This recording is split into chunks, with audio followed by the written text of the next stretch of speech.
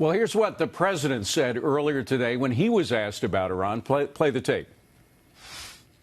I mean, Iran, if you look at that's been really the state of terror, and I've been saying it's the #1 state of terror in the world. When I took over the United States, when I became president, Iran was a real threat to the entire Middle East and maybe beyond. And now they're having very, very big difficulties, to put it mildly. So we'll see.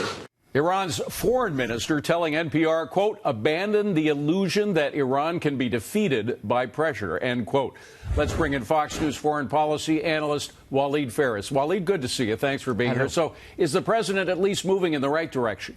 He is moving in the right direction. Unfortunately, he has been delayed 2 years and a half. What I can guarantee you, at least, that there will be no new deal this week. Maybe in the next weeks there would be some discussions right and left. The problem is that Iran went a little bit far by conducting this attack in Saudi Arabia. Just to disentangle the situation, you may need few weeks and few months. Besides, let's remember that the Obama administration prepared for 4 years to be able to obtain such a deal. So I don't think that the current situation is going to be we or President Trump going on the attack, but he's going to be on the defense for sure. Well, Walid, I mean, we've been on the defense since 1979. Iran has been at war with the West, and specifically since the U.S. since 1979. I mean, the 83 embassy bombings, Cobalt Towers, the support for Hezbollah and every other terrorist group around the world. Why are there any sanctions left? You know, the president talked about the maximum pressure campaign. If you don't want to go to war, and the president said he doesn't want, why not put every sanction in the book against these people and actually do something that could overthrow the Iranian regime once and for all?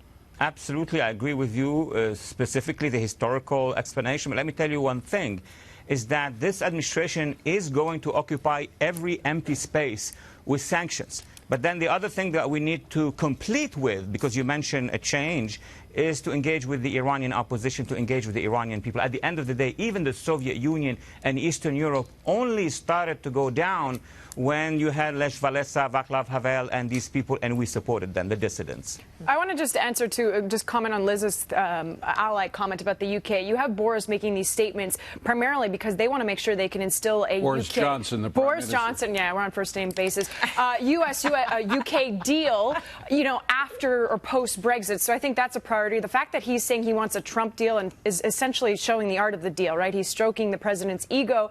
And then you have the French that are less supportive, especially with their $15 billion bailout to Iran. But I am confused on the U.S. strategy at the moment. What is it that the United States wants? Do they want more stringent procedures in Iran? Do they want to stop Iranian influence? But then if so, why pull back out of Syria? So I'm just confused. Is it about a photo op, Walid? No, you're right again. We should not be pulling out of Syria before the Iranians pulls out of Syria, and the same about Iraq. My guess is that the president is not willing to go on the offensive too far without a massive legitimate reason because of our domestic situation. Remember, we have a huge opposition. He has a huge opposition for anything he does in foreign policy. So he wants to act really after 2021. Well, it seems to me that in answer to Christina's point, that what we want is a better deal. The better deal would allow inspections on all kinds of sites which are now off limits without advance warning to Iran. That people don't realize that the inspections of nuclear facilities or potential nuclear facilities is pretty sloppy and not necessarily in our best interest. We want better snapback. When they do something in Yemen or some other place, they can fight back on that. You think we can have a deal with a country that for decades has been shouting death to America? You think you can have a legitimate deal that you can trust with these people? I think you can't go into the United Nations General Assembly and say we want to eliminate Iran. So I think there is a position, an official position that the United States government has, whether it's realistic, whether we can actually solve the fact that I agree with you. Iran is a rogue regime, and the biggest lie of the Obama administration was that Rouhani was a moderate and that we could do business with him. It wasn't ever going to happen, but that was the basis on which they sold the JCPOA to begin with. Aren't you describing regime change then? And isn't that what the U.S. said they don't want? Well, I think there is an official position that we want a better deal. What Jonathan's saying is it's never going to work. Go ahead, Walid. Make a quick comment. Yeah. If it was only a technical matter about the nukes, then yes, that's the issue. We had South Africa, we had Ukraine in the past 25 years ago. They ran after the United Nations, please come and take our nukes. But it's more than the nukes. It's about Iranian militias in Lebanon, Syria, Iraq, and Yemen. So this is where the real negotiations should be. And Walid, isn't it true? Yes, the president has said we don't want regime change per se.